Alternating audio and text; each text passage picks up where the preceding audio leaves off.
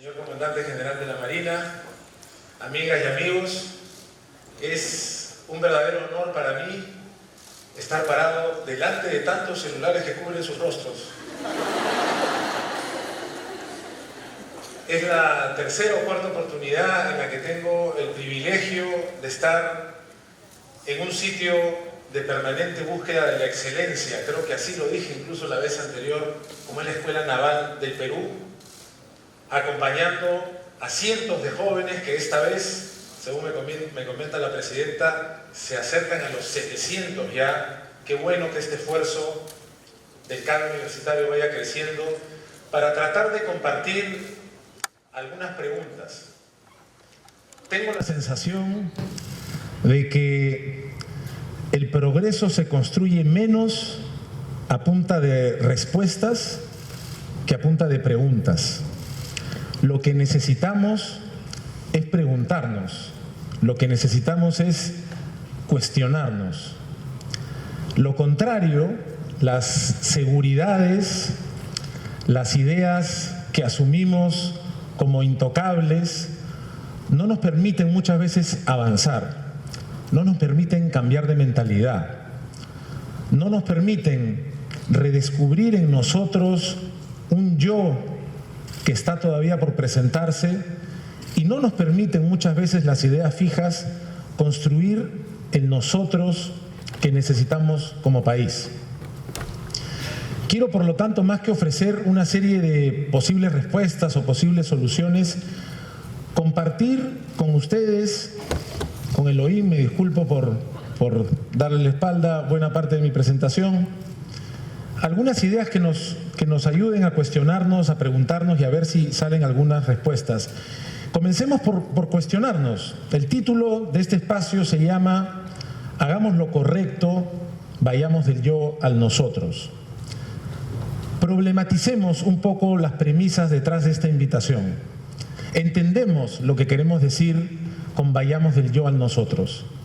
Y es crucial en nuestro país que cada una de nosotras, cada uno de nosotros, hagamos un esfuerzo por ver cuál es nuestra conexión entre nuestros objetivos, nuestras necesidades, nuestras preocupaciones, nuestros sueños y deseos y el contexto en el que vivimos. Pasar del yo al nosotros, es decir, extender nuestros objetivos más allá del egoísmo, sabemos claramente que es positivo y sabemos también que es un pendiente de nuestro país. Pero quiero jugar un poco con estos conceptos.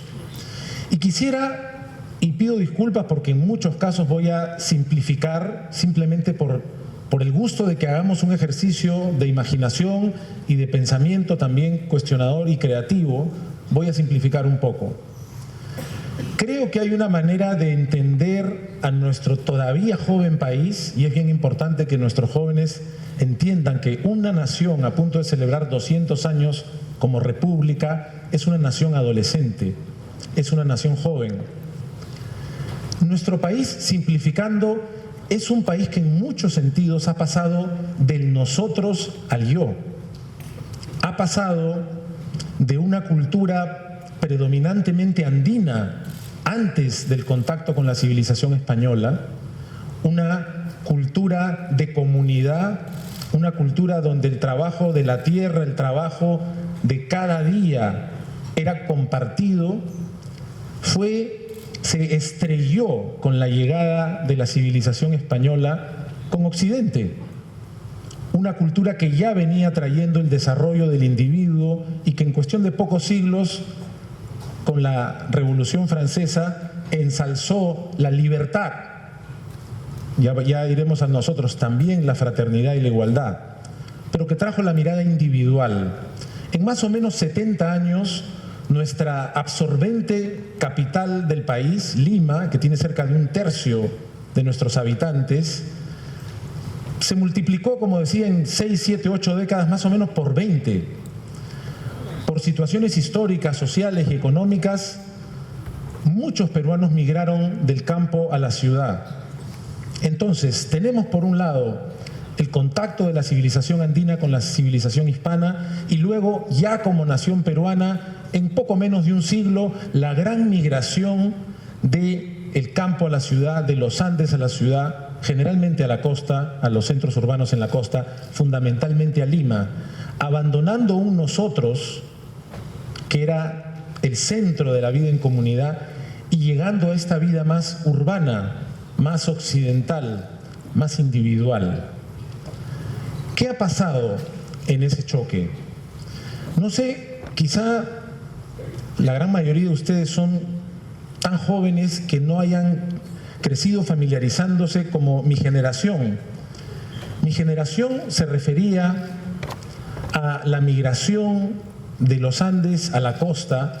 No es que mi generación se refiriera así, pero en los medios de comunicación se decía así. Uno salía hacia la periferia de la ciudad y decía, mira, las invasiones, mira, otra invasión.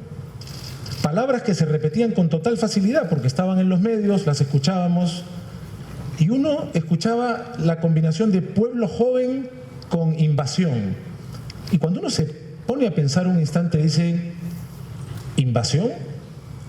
O sea, una invasión de un grupo de peruanos que llega a otro terreno donde vive otro grupo de peruanos. Había ahí un problema con el nosotros. De hecho, ese problema sigue existiendo. Cuando, con todo lo que hemos progresado económicamente, nuestros estudiosos, académicos, economistas fundamentalmente se preguntan ¿cómo es posible que seamos un país de ingresos medios, es decir, un país que ha abandonado la cola de la tabla entre los países y que comienza a aspirar y a mirar un poquito más de cerca el desarrollo económico, no solo el crecimiento, sino el desarrollo? ¿Cómo es posible que seamos un país de ingresos medios y tengamos entre 70 y 75% de informalidad? ¿Qué cosa es la informalidad? Pensamos que la informalidad es simplemente personas que tienen un empleo que no cumple con todos los requisitos legales, que no aporta al servicio de salud, que no va ahorrando en el futuro para la pensión. Pero la informalidad en nuestro país es más grande que eso. La informalidad es autoconstrucción de las viviendas sin necesariamente cumplir con los requerimientos legales de construcción.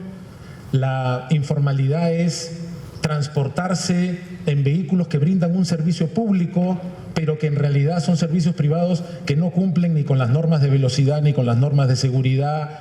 Autoconstrucción es muchas veces resolver problemas de salud con personas que en muchas ocasiones no tienen la certificación para brindar el servicio de salud. Informalidad es no vincularse con lo formal, no vincularse con la forma en la que hemos pensado que nos convendría organizarse. Esa forma que hemos pensado es un nosotros. La informalidad, el no ser parte de las reglas, es no ser parte del gran acuerdo de cómo deberíamos vivir. Es no ser parte del nosotros. Referirse a invasiones, a pueblos jóvenes, es una manera de decir otros, no nosotros. El nosotros en nuestro país es un desafío permanente y, por supuesto, es una gigantesca oportunidad. Cuando hablamos de ir del yo al nosotros, estamos hablando de superar una mirada que cada uno de nosotros, cada una de nosotras podría elegir en la vida. Yo quiero triunfar, yo quiero esforzarme, quiero prepararme, quiero conseguir un buen trabajo, quiero tener la posibilidad de alquilar un espacio donde vivir y, si puedo, comprarlo. Quiero tener la posibilidad de hacer estudios adicionales, de mejorar en mi trabajo, de ascender. Quiero tener la posibilidad, si es que lo quisiera, de tener hijos y ofrecerles una mejor educación que la que tuve yo. Quisiera tener la posibilidad de hacer un viaje por el país con estos hijos. Quisiera que estudien en alguna prestigiosa universidad de la capital o del extranjero. ¿Quién sabe si el éxito me alcanza una casita en el campo en alguna otra provincia. Todo absolutamente legítimo, todo absolutamente deseable y todo todavía dentro de los confines de el yo. Nuestro país, que ha volcado a tantas cantidades de personas al mundo urbano, en 1950 más o menos éramos 30% urbano, 70% rural. Hace un tiempo que la proporción cambió exactamente al revés, que ha hecho que tanta gente migre de un nosotros, de cohesión social, de colaboración permanente, no ajeno a problemas, por supuesto, pero de un entorno de un nosotros así a un entorno individualista, ha generado en los últimos 30 años un potencial económico importantísimo. Cada vez que se habla del crecimiento económico en nuestro país, tenemos que recordar que no siempre lo hemos tenido. Los que ya tenemos algunos años, hemos vivido épocas en las que nuestro país estaba dominado por la escasez. Tenemos que seguir creciendo, deberíamos crecer más. No es lo único que tenemos que hacer, pero no podemos dejar de hacerlo. Pero de alguna manera ustedes pertenecen a generaciones que se han acostumbrado a que el Perú crezca. Llevamos más de 2 décadas creciendo ininterrumpidamente, también insuficientemente por momentos, pero antes de esas 2 décadas no solamente no crecíamos, decrecíamos y estábamos en una espiral descendente muy peligrosa. Ahora crecemos y ese crecimiento vibrante ha generado lo que se ha denominado tantas veces como el emprendedor. La figura de la emprendedora y el emprendedor que hemos ensalzado adecuadamente. Es importantísimo que tengamos un espíritu de emprender, de desafiarnos, de retarnos. No hemos crecido en la misma manera en el espíritu ciudadano. El espíritu cívico, el espíritu ciudadano supera los límites del yo, mi familia, los estudios de mis hijos, algún viaje. El espíritu ciudadano va más allá. Y ahí es donde tenemos que darnos cuenta de que el yo que cada uno de nosotros es consecuencia del nosotros que somos como país. ¿Cuál podría decirse, y voy a usar un ejemplo otra vez simplificando y con el mayor respeto? Preguntémonos, por ejemplo, ¿quién tiene más libertad en promedio hoy por hoy? Con el mayor respeto por lo delicado de la situación. ¿Un peruano o un venezolano? Nuestras hermanas y hermanos de Venezuela, en este momento de la historia, hace muy poquito tiempo, uno de los países más prósperos de toda América Latina. La migración es un fenómeno doloroso. Dejar el hogar, dejar la tierra, dejar los amigos, estar rodeados de los acentos, la comida, la familia. Más de 1 millón de venezolanos viven ahora en Colombia. Se acerca 1 millón de venezolanos viviendo en el Perú.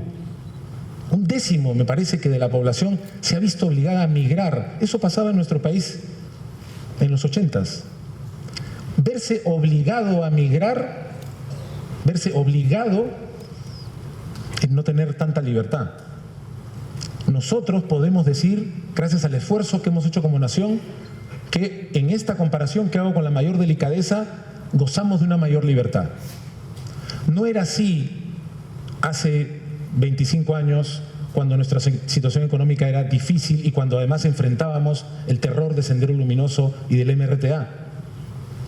Pero si yo pregunto, ¿quién tiene más libertad? ¿Un peruano o un alemán? ¿Qué garantías comparadas tenemos, peruanas y alemanas, o de Islandia, o de Singapur, al salir a la calle, de que vamos a poder transitar tranquilos, de que vamos a poder llegar al instituto con tranquilidad, al trabajo, a la universidad, a la oficina, a visitar a la familia? Normalmente pensamos que vamos a poder llegar, pero sabemos que podría haber un accidente de tránsito, sabemos que podría ocurrir un asalto, Sabemos que si nos desplazamos dentro de nuestro país, nuestro índice de accidentes interprovinciales es altísimo. Sabemos que si vamos a una universidad pública o privada podemos aspirar a una serie de trabajos, pero asumimos que si alguien estudió en una universidad pública o privada alemana puede tener accesos a oportunidades laborales mayores, a una expansión más amplia de su libertad, de sus planes. Si uno tomara como ejemplo en estos años a una venezolana, a una peruana, a una alemana, podría decir, hay diferentes grados de libertad. ¿Por qué? Recuerdo un comentario de Trevor Noah, no sé si lo han visto. Él es un gran comediante, pero analista también, de origen surafricano, que trabaja en los Estados Unidos y que celebró el triunfo de la selección francesa en el Mundial, diciendo: felicito al equipo que acaba de ganar el Mundial, no es un triunfo de África, dijo. Lo dijo él como surafricano, como diciendo: todos los jugadores de Francia son africanos, haciendo una broma y reclamando para la identidad africana en el mundo, franco-africana, el triunfo. El embajador francés en los Estados Unidos mandó una carta de protesta diciendo: hay un punto que usted no nota. Son muchos los seleccionados que compitieron en ese mundial que tienen un componente africano predominante, incluyendo el equipo inglés, incluyendo los equipos africanos, incluyendo a Brasil, incluyendo a Perú, incluyendo a muchos países que llevan jugadores africanos. ¿Se han preguntado por qué, decía el embajador francés, el que campeonó fue Francia? Porque jugadores africanos o de origen africano hay en varios equipos, pero campeonó Francia. Y él decía: porque Francia les ha ofrecido otro contexto. Porque Francia les ha ofrecido otro nosotros, porque Alemania ofrece una calidad de nosotros, el Perú ofrece una calidad de nosotros, en este momento Venezuela ofrece una calidad de nosotros. Porque cada uno de nosotros, cada uno de nuestros yoes, es consecuencia del nosotros que nos recibe, de aquello colectivo que hemos sido capaces hasta el momento de construir. Cuando decimos vamos del yo al nosotros, tenemos que partir por reconocer que venimos de un nosotros que nos da X posibilidades. Si vivimos en un país donde el respeto de las reglas de tránsito, donde el respeto de las reglas, donde el respeto de la justicia, donde el respeto por la vida, donde el respeto por la dignidad de la mujer, por su igualdad, donde el respeto por personas que no hablan español, que son de otras etnias, es bajo, cada uno de los yos que vive en esta comunidad tiene menos libertad. Si tiene menos libertad, tiene menos posibilidades. Entonces, ir del yo al nosotros no debe ser entendido como algo estático. Somos frutos, cada uno de nosotros, del nosotros, de la colectividad. Esa colectividad es el gran factor, como en cualquier otra multiplicación. Si tú vales 19, si tú vales 14, si tú vales 20, si tú vales 17, hay un nosotros que es el factor por el que te vas a multiplicar. Si tú vales 17 y el factor en el que vives es una sociedad como Singapur, vas a poder multiplicarte por 9.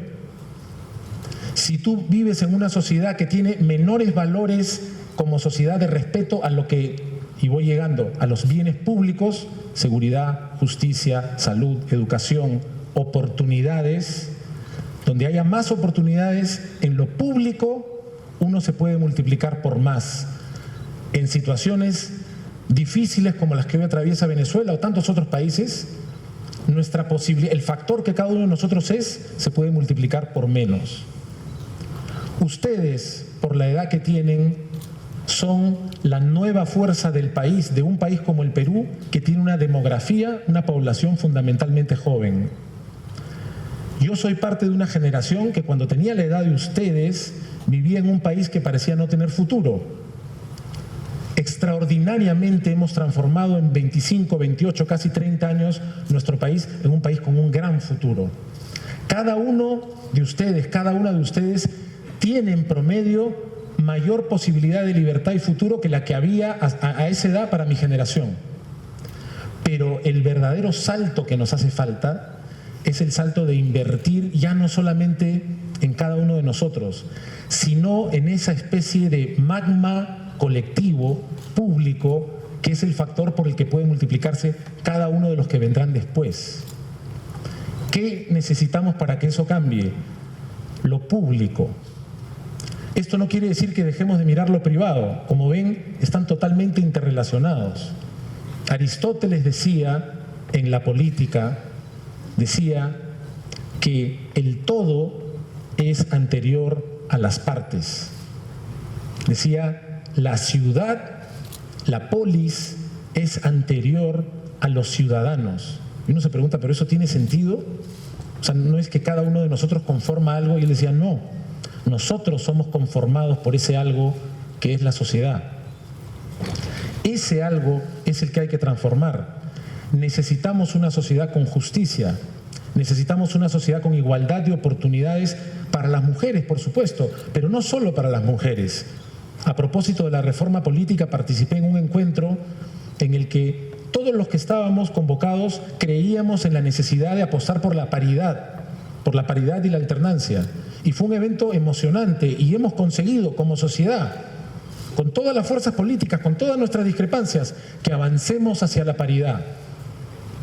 Casi terminaba la discusión cuando un representante afroperuano levantó la mano y dijo, celebro la paridad que se están alcanzando. Quisiera llamar la atención de todos ustedes un momento, dijo, para que también busquemos la paridad de los afroperuanos. Y podríamos haber seguido. Queremos paridad para nuestros hermanos ayánicas, shipibo, conibo, para tantas otras comunidades que hacen parte de ese nosotros que a veces no contemplamos, para los movimientos LGTBI. ¿Por qué cuando pensamos en el nosotros hay que preguntarnos a qué nosotros nos referimos? Porque los nosotros generalmente se articulan y tienen definición y significado una vez que identificamos a otros. El nosotros y el yo, entonces, son dos conceptos complejos. Somos una sociedad que se trasladó de un nosotros, de alguna manera fue arrojada al yo individual de la civilización occidental. Como fruto de ese choque, tenemos hoy por hoy una cultura emprendedora, vibrante, potente, que está más centrada en el yo, sobre todo en las partes urbanas de nuestro país, tratando de salir adelante sin un contexto suficientemente desarrollado del nosotros, de esa parte pública que tenemos que construir. Me comentaba Elohim que el 80% de ustedes dice que el principal problema que tenemos es la corrupción. La corrupción, que es esta palabra asociada a la corrosión, es decir, al abandono, en este caso, de lo público. No hay corrupción de lo privado. Cuando uno, por ejemplo, se levanta más temprano que su hermana en la mañana y se come su pan, ese no es un acto de corrupción, uno le está robando el pan a su hermana. La corrupción es un fenómeno que ocurre cuando uno toma lo que es de todos. Nosotros vivimos en un contexto donde nos hemos acostumbrado a creer que lo público es de nadie. Y quiero que tratemos de darnos cuenta de la enorme diferencia. Uno camina, tira un papel, ese lugar es de nadie. Uno tiene un cargo público, encuentra que hay unas cuentas que podrían no cuadrar, toma ese dinero, total es de nadie. Uno tiene la posibilidad de participar en un contrato de construcción y quiere tener una adenda y total unos cuantos millones son de nadie. Y así, de nadie en nadie, perjudicamos a ese gran nosotros. No existe el nadie. Esa calle es nuestra. Ese dinero es nuestro. Es de cada uno de nosotros, pero también es de cada uno de los demás. Tenemos que cuidarlo porque es nuestro y tenemos que cuidarlo porque es del prójimo. Y la gran tarea que tenemos como país hoy por hoy es la tarea de que nuestros jóvenes, así como tantos jóvenes que están participando en emprendimientos sociales, se preocupen de lo público.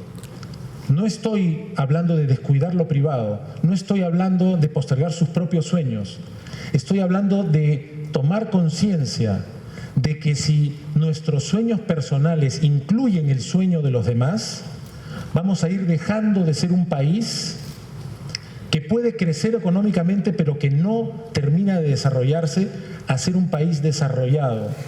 ¿Qué cosa es un país desarrollado? En estos términos simplificados que he ofrecido hoy, un país desarrollado es un país cuyos bienes públicos, educación, salud, seguridad, etcétera, se convierten en un factor de multiplicación más grande para cada uno de los individuos, para cada uno de los yoes. Eso implica desprendimiento de nuestra parte. Quiero culminar con dos ideas muy simples, aunque ya el tiempo se me agotó. Una es que tenemos que preguntarnos cuál es el nosotros. Muchas veces afirmamos que el nosotros es todos los que se parecen a uno mismo, todos los que viven en nuestro barrio, todos los que piensan como yo, todos los que van a la misma iglesia, todos los que son parte del mismo partido. Y esa es la manera más fácil y más restringida y limitada y equivocada de pensar en un nosotros. El desafío del nosotros, la gran oportunidad en nosotros depende de nuestra capacidad de ser inclusivos. Somos un país que no ha sido inclusivo con las mujeres. Me alegra mucho saber que 6 de cada 10 de ustedes hoy aquí son mujeres. La mitad es muy importante y una felicitación para el CADE universitario por eso. No hemos sido inclusivos con las mujeres, pero estamos trabajando fuertemente, y digo estamos no solo refiriéndome al gobierno, que ha dado el primer gabinete mayoritariamente femenino, al gobierno que ha sacado la primera política nacional de igualdad de género, a un gobierno que está peleando en la reforma política, trabajando también de la mano del Congreso para que tengamos paridad y alternancia. Pero no son los únicos pendientes que tenemos en la construcción de nuestro nosotros. También tenemos que pensar en un nosotros con nuestras comunidades nativas, con nuestros pueblos indígenas, con otras lenguas. Somos el gobierno que por fin ha ofrecido noticieros en quechua, en aymara, a nivel nacional, también en lenguas amazónicas, porque nuestro nosotros no solamente habla castellano, como todos sabemos, pero desde lo público hay que dar una respuesta. Recibimos una visita en Consejo de Ministros de 2 adolescentes extraordinarios, sordomudos, que nos hicieron un ejercicio pero muy simple y contundente. Nos dijeron, ven la pantalla del televisor, donde ven las noticias, donde ven los programas, ven la partecita destinada a nosotros para que con lenguaje de señas podamos entender. ¿Por qué no se dedican un día a ver televisión en este pedacito de la pantallita? Esos jóvenes sordomudos nos dejaron anonadados inmediatamente. Por disposición del presidente hicimos una llamada para que Televisión Nacional incrementara notablemente las dimensiones del cuadradito, y es una manera de hacer crecer el nosotros. Tenemos un nosotros por construir, un nosotros complejo. Estamos acostumbrados en los últimos años a un contexto de polarización aguda. Ven lamentablemente cómo en tantas ocasiones no solo no nos ponemos de acuerdo políticamente, sino que nos enfrentamos sin parar. Todas las fuerzas representadas en el Congreso son parte de nuestro nosotros. Tenemos que dejar de lado esas ideas que nos buscan hacer separarnos y decir que cada uno constituye una amenaza para el país. Todos somos el país. O encontramos una manera de ponernos de acuerdo para fortalecer el nosotros, o estamos socavando las oportunidades de todos ustedes. Solo para terminar, estamos en la Escuela Naval, estamos en una sede de la Marina del Perú, donde el gran referente de la Marina y de los peruanos es quizá quien en el Perú mejor ha simbolizado el sacrificio desde el yo al nosotros. Como Miguel Grau, preguntémonos ahora cuál es el nosotros por el que tenemos que pelear. No es el nosotros fácil, no es el nosotros de los que piensan como cada uno de nosotros, no es el nosotros de los que se nos parecen o buscan lo mismo. Es el complicado, pero el urgente nosotros, que es todo nuestro país, con toda nuestra diversidad. Si hacemos de ese nosotros un nosotros más potente, más solidario, más comprometido con lo público, cada uno de los yoes va a poder vivir en un país mejor. Que ese sea nuestro compromiso. Muchas gracias. Gobierno del Perú. El Perú primero.